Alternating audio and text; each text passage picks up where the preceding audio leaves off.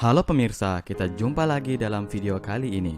Nabi Adam alaihissalam adalah manusia pertama yang mendarat di bumi. Tidak banyak cerita yang mengisahkan ciri fisik Nabi Adam secara rinci dan bagaimana cara dia mendarat di bumi. Hanya saja ketinggian Nabi Adam bisa diperkirakan setinggi 30 meter kurang lebih. Kalau kita kaitkan hal ini dengan ilmu pengetahuan sains, tentu ada beberapa hal yang membingungkan dan ada beberapa hal yang masih kontroversial dan masih dipertanyakan. Seperti halnya adanya binatang-binatang raksasa seperti dinosaurus, paus biru, ular purba, jerapah, dan kawan-kawan. Oke, simak aja videonya.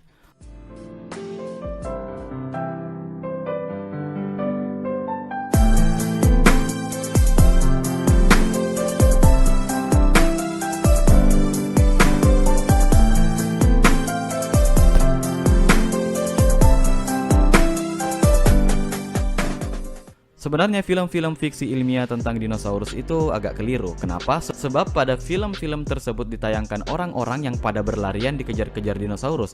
Ya memang dinosaurusnya itu raksasa, tapi orangnya jauh lebih besar daripada dinosaurusnya. Dan banyak juga yang sudah mengirimkan jawaban dari pertanyaan tersebut dengan gambar ini. Baru juga mau gue jawab, udah dijawab duluan. Padahal kan kalau kita menengok penjelasan hadis, tentu ukuran tubuh manusia zaman itu jauh lebih besar dan jauh lebih tinggi dari dinosaurus. Memang kalau kita bandingkan dinosaurus zaman dulu dengan manusia zaman sekarang, ya jelas jauh berbeda ukurannya. Tapi mereka tidak bisa dipertemukan karena perbedaan zaman yang sangat jauh. Jadi nggak ada ceritanya itu orang-orang pada dikejar-kejar T-Rex. Dan ya karena keseringan melihat hal ini di film-film dan bahkan tergambar banyak di buku-buku, sehingga kita menyangka bahwa zaman dulu itu sangat menakutkan.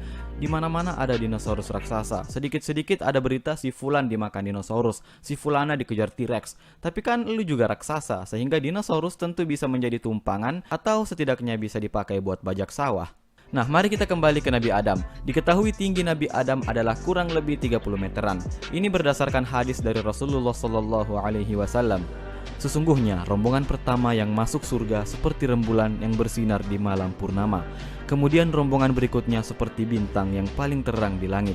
Mereka tidak buang air kecil, tidak buang air besar, dan tidak membuang ludah, juga tidak beringus. Istri-istri mereka adalah para bidadari. Mereka semua dalam satu perangai. Rupa mereka semua seperti rupa ayah mereka Nabi Adam yang tingginya 60 hasta menjulang ke langit. Hadis riwayat Al-Bukhari. Nah, 60 hasta itu sama dengan 90 kaki dan 90 kaki itu sama dengan 60 hasta, maksudnya 30 meter. Setelah diteliti ternyata memang faktanya manusia mengalami penyusutan ukuran tubuh dari waktu ke waktu dan hal ini disebut genetic bottleneck. Seorang ilmuwan sekalian doktor ahli biologi dari Universitas Hebrew, Dr. Lesser, telah meneliti penyusutan tinggi badan secara terus-menerus yang disebut genetic bottleneck ini. Dr. Lesser menunjukkan fakta bahwa manusia itu memang mengalami penyusutan ukuran tubuh dari masa ke masa. Dan kalau memang benar adanya manusia ini berasal dari Adam dan Hawa, maka tinggi manusia yang pertama itu harusnya sekitar 90 kaki. Dan hal ini ternyata membenarkan hadis yang mengatakan bahwa Nabi Adam memiliki tinggi 60 hasta atau 30 meter atau 90 kaki. Dia sendiri terheran-heran dengan penemuannya, sebab dia sendiri tidak percaya tentang keberadaan Nabi Adam alaihissalam. Mungkin dia lebih percaya teori evolusi. Tapi dia juga tidak bisa membantah penemuannya sendiri. Jangan sampai dia juga percaya bumi datar. Ngapai? Anggap apa mau? Akhirnya apa? Dia pusing sendiri dan akhirnya dia masuk ke Indomaret untuk ngadem. Pusing-pusing gini muncul lagi perdebatan lain, yaitu Nabi Adam hidup sekitar 209.000 tahun yang lalu, dan itu berdasarkan data yang kami lacik dari Google. Sementara dinosaurus hidup sekitar ratusan juta tahun yang lalu. Masa Mesozoikum dibagi menjadi 3 periode, yaitu periode Triasik atau Trias sekitar 250 sampai 206 juta tahun yang lalu. Kemudian ada periode Jurassic atau Juras sekitar 205 sampai 145 juta tahun yang lalu. Kemudian periode ketiga ada Cretaceous atau Kapur sekitar 144 sampai 65 juta tahun yang lalu. Kebanyakan dinosaurus hidup pada periode Jurassic dan Cretaceous. Berdasarkan data ini bisa kita simpulkan bahwa dinosaurus hidup jauh hari sebelum Adam diturunkan di muka bumi ini. Sehingga kemungkinan dinosaurus punah duluan sebelum Nabi Adam diturunkan. Sebab dinosaurus diperkirakan punah 65 juta tahun yang lalu, yang katanya disebabkan oleh hantaman hujan asteroid yang jatuh dari langit dan memusnahkan sekitar 70% dari populasi yang ada di muka bumi, kata Dr. Neil Tyson selaku kepala Hayden Planetarium di Ross Center for Earth and Space. Ngapa mie? So you don't have to carry all your fuel with you.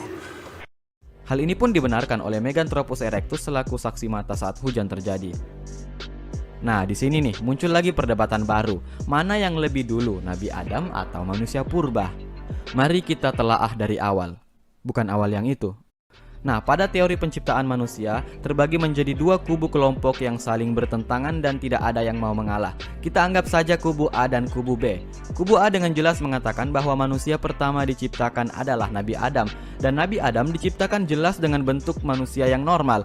Tidak ada istilah evolusi. Pokoknya manusia ya manusia, kera ya kera, jerapah ya itu bukan jerapah, bogeng. Sebagian besar penganut agama Samawi, Islam, Kristen, Yahudi mempunyai teori sudden creation, yaitu manusia diciptakan langsung oleh Tuhan dan tidak melalui proses evolusi, karena Tuhan Maha Pencipta dan Maha Sempurna. Sedangkan pendukung teori Darwin menolak teori sudden creation. Kubu A meyakini bahwa hanya ukuran manusia yang menyusut dan bukan bentuk tubuh yang berubah. Nah, kubu B alias kubu Charles Darwin mengatakan bahwa manusia ini berevolusi dari kera, yang semakin zaman semakin diperbaiki bentuk tubuhnya, dan itu berdasarkan bukti dari tulang belulang yang ditemukan oleh Darwin dan kawan-kawan.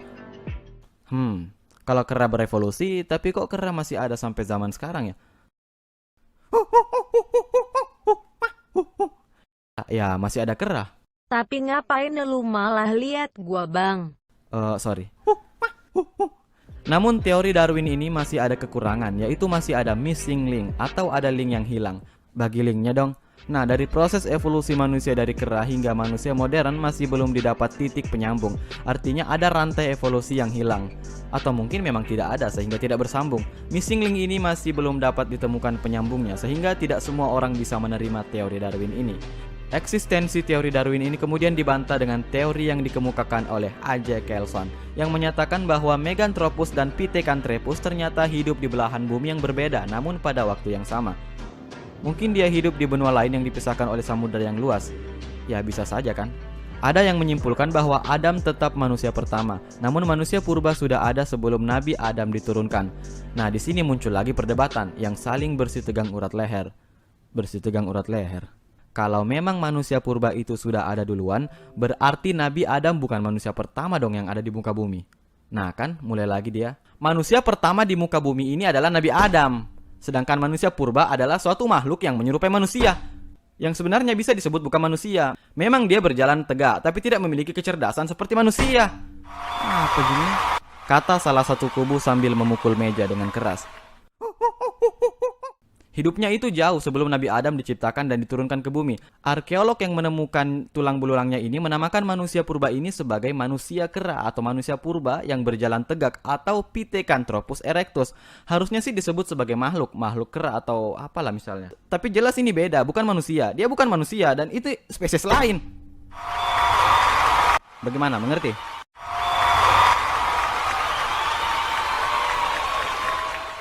Kata salah satu dari kubu A sambil melempar kursi.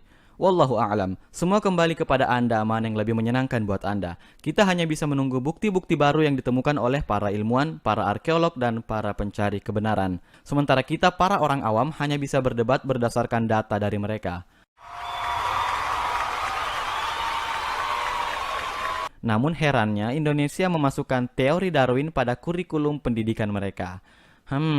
Kenapa ya? Padahal hal ini kan masih banyak diperdebatkan. Daripada kita saling berdebat, kita saling bersitegang urat leher tanpa ada penyelesaian, mending kita sama-sama percaya sajalah kalau bumi ini datar. Belum pernah keselak nasi uduk, Bang. Tapi pemirsa, semua penemuan itu hanya berupa tulang belulangnya saja. Tidak ada yang tahu pasti bagaimana bentuk yang benar-benar sebenarnya benar. Sama halnya seperti dinosaurus yang juga hanya ditemukan tulang belulangnya saja. Dan semua film dan video tentang dinosaurus hanya berupa gambar CGI. Gambar CGI. Tidak ada kepastian dalam hidup ini. Kita tidak tahu apa-apa. Oleh karena itu, kita minta hidayah kepada Tuhan karena Dialah yang Maha Tahu. Terima kasih telah menonton. Semua data dan artikel yang kami rangkum ini semoga menambah wawasan dan semoga bisa memperluas lagi penelitian melalui otak-otak kalian yang cerdas dan mungkin bisa memberikan jawaban yang masuk akal mengenai semua misteri ini. Aduh, pusing gua. Terima kasih dan salam manusia. Kok diam-diam saja? Ribut sekali.